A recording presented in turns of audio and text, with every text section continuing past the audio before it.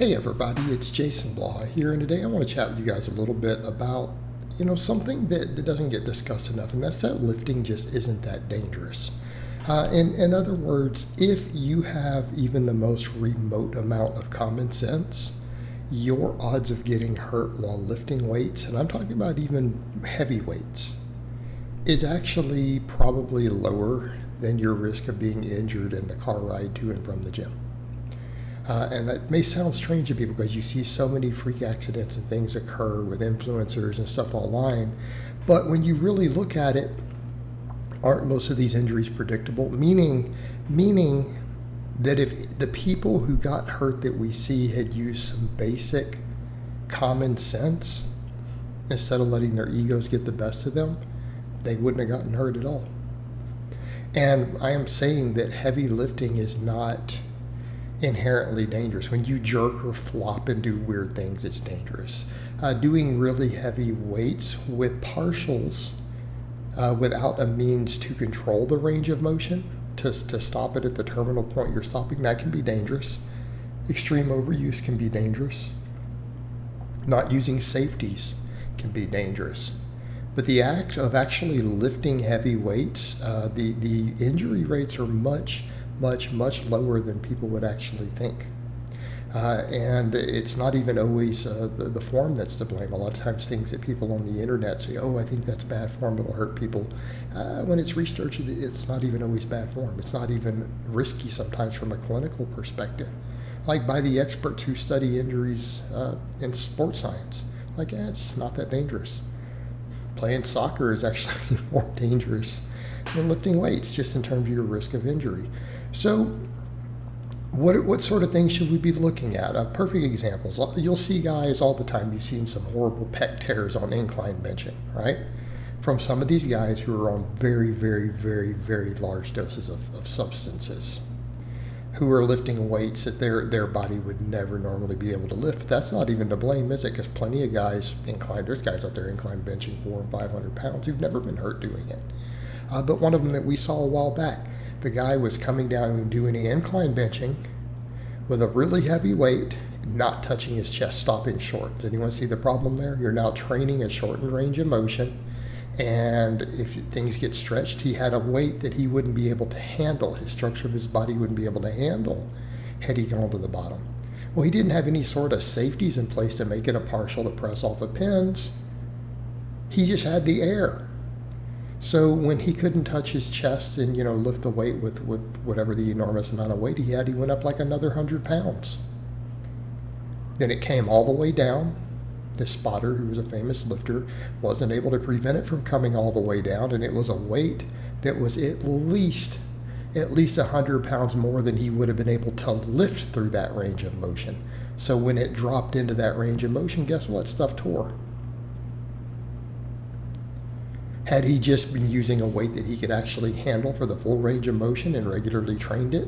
Or had he just put safeties in place to stop it if the partial he was attempting to do, there would have been zero injury. Okay? Common sense. Don't do partials with big multi-joint movements that you don't have a way to stop it from going further down, if instead of training the full range of motion. But if we train longer ranges of motion, our joints and tendons and everything else will be healthier anyways. They'll be less likely to get hurt. We saw another guy doing knee wrap squats. Now, keep in mind, knee wraps, already we start adding risk because we're not just lifting heavy, we're now using external devices.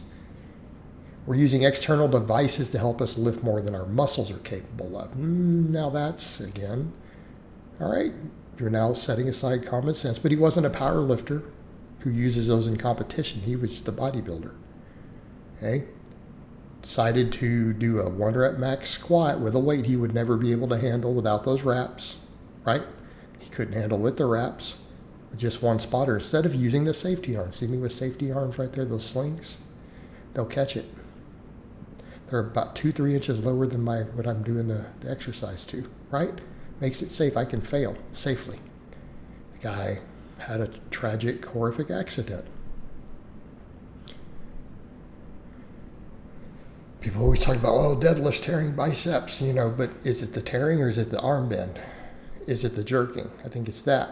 Saw one recently, a guy, obviously on plenty of gear, using double overhand with straps with something crazy like a 700 deadlift. It might have been more, which is impressive as hell. He still tore a bicep in spite of no mixed grip. People are like, oh, the mixed grip. But if my elbows are locked, how can it tear? See where we're going? He jerked off the floor not using mixed grip. He used straps. People are like, that'll save you from a tear. But he had elbow bend and he jerked the weight. Tore a bicep anyways. But why did he tear a bicep? Jerking and flopping. Jerking a weight with bent arms off the floor. Instead of pulling it. Guys hurt their backs on different movements, bouncing.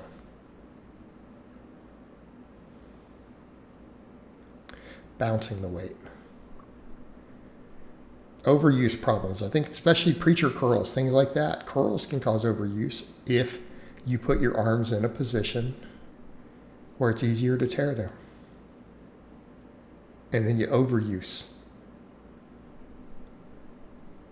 Overtraining tendons because you've trained them just too much instead of saying, what's a little common sense? What's a reasonable amount of workload? Maybe I should pay attention to nagging aches and pains when tendons get inflamed, right? That's signs of overuse. We've got to adjust some things. Just training through them anyways, guys. Tear biceps. But when you look at these, 95% of these injuries are preventable. People doing weird stuff and, like Smith machines where we see people because it's hard sometimes to re-put it. Well, because you're now doing a thing that locks you into a position with no weight, no hard stop. In other words, there's no safety bars there. You've got to twist the thing and turn it. You see people get squished under that. Well, they're back over to using a device without hard safeties in place that allow you to make up for human error. So now on that Smith machine, and I'm not a fan of those, human error will cause there to be no safety. Well, if you just did stuff with free weights in a rack like I'm doing there with safeties, these problems go away. These problems go away. Do you see how simple a lot of this is? And I'm not saying freak accidents can't happen, but when you start removing all of this nonsense, big user error that just a little common sense, a little bit of forethought would resolve, actually doing things with full ranges of motion, paying attention when tendons hurt and realizing you've got to back off a little bit for a few weeks, using proper safety arms and slings and straps and things, not attempting to lift weight that you can't lift. Okay? If you can lift 700 pounds clean and full range of motion with good form, that's not too much weight. But 400, if you can't do that, can hurt you. It's not the amount of weight, it's not checking your ego. Okay? You remove these things, now we're down to just basic accidents, which we're down to could happen on your way to and from the gym. How you could slip and fall walking in the door. Freak accidents happen, but now it's just over to freak accidents. All right, guys, but that's really all I have to say on that today. I hope it's been informative, and I'll talk to you guys next time.